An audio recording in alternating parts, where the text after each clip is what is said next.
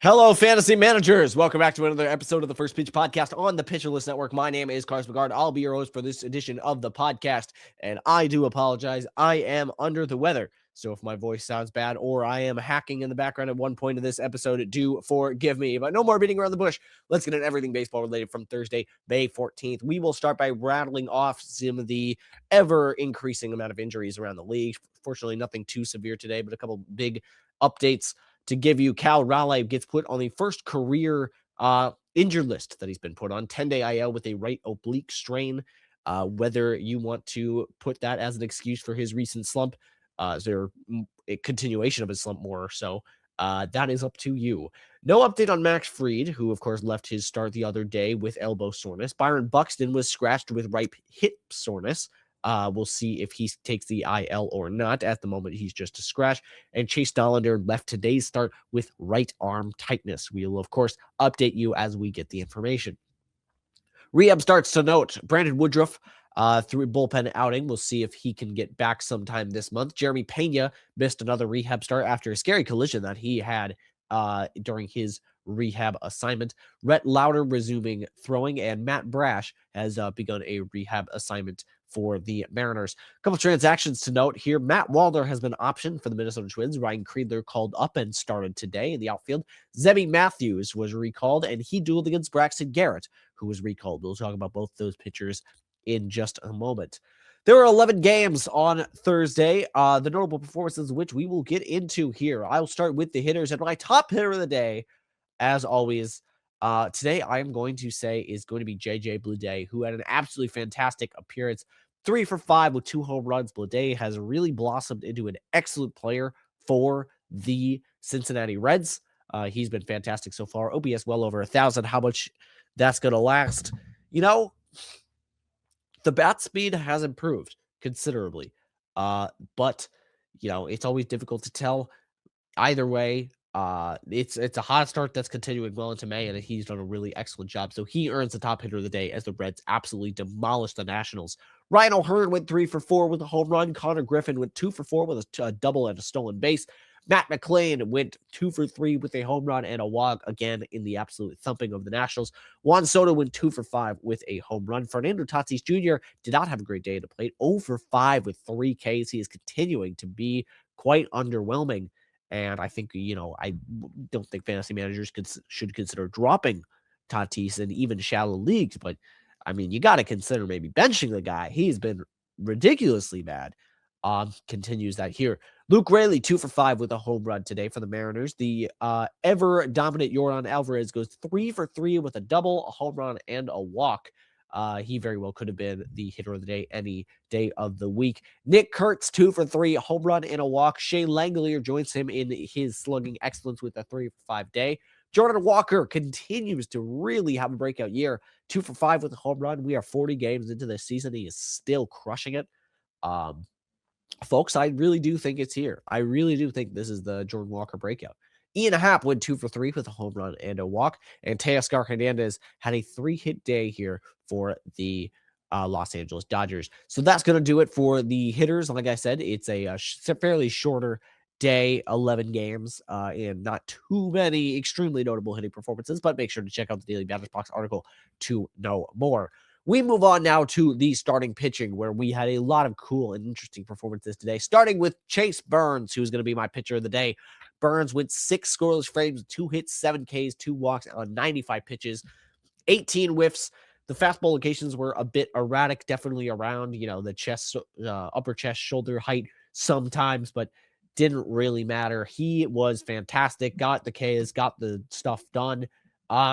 It's funny, the Reds kind of just have a second version of Hunter Green, who is, speaking of, probably not terribly far away from coming back. We're still talking a month out, but still something to keep in the back of your mind. Zebby Matthews. I told you we'd talk about these guys. Zebby Matthews went 7 innings of scoreless baseball, 4 hits, 5 Ks, no walks on 83 pitches. It's the second day in a row that the Marlins have pretty much been shut out by Twins starting pitching.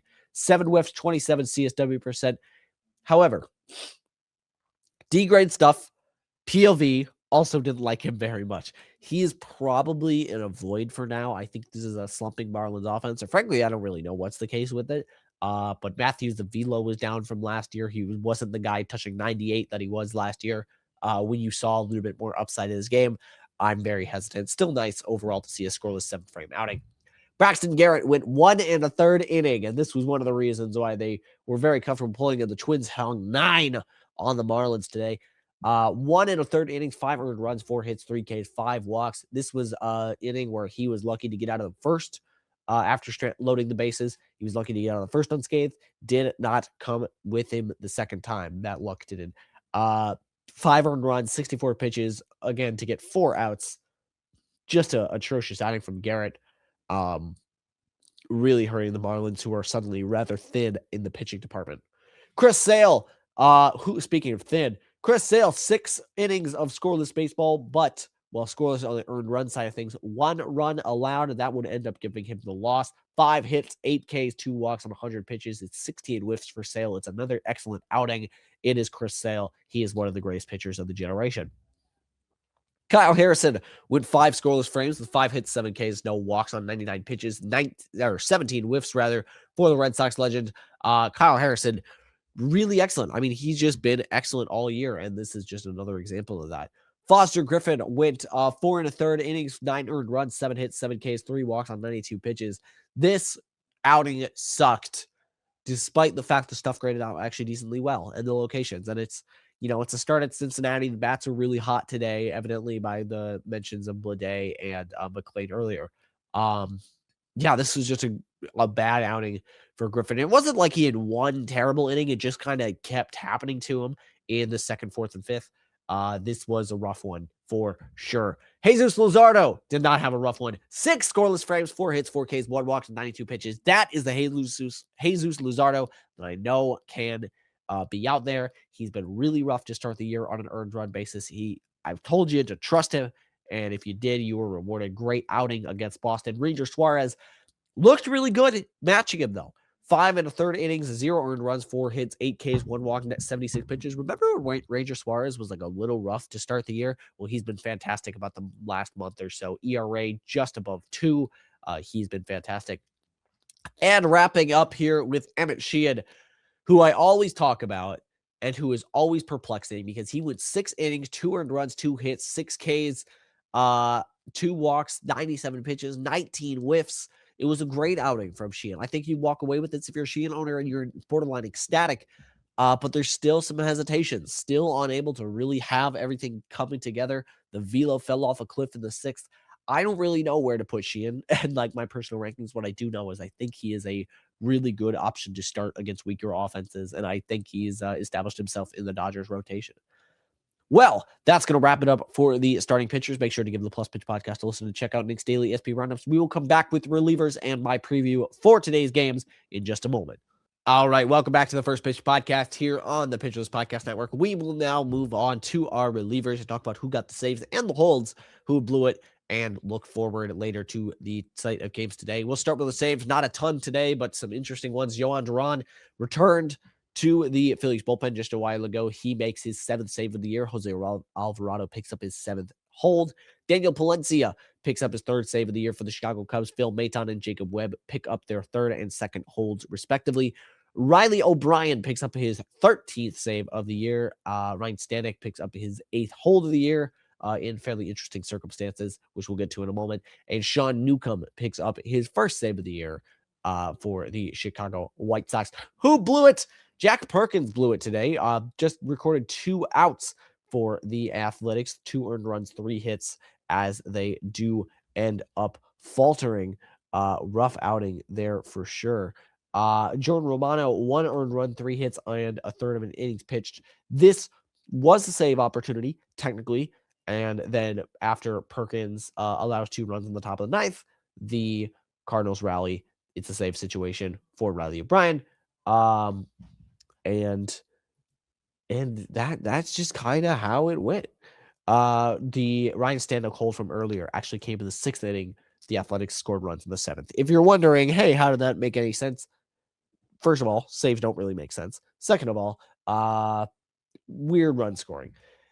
Next, we will look at today's slate of games, and we will look at the top 3 pitching matchups. Number 1, Cubs at the White Sox.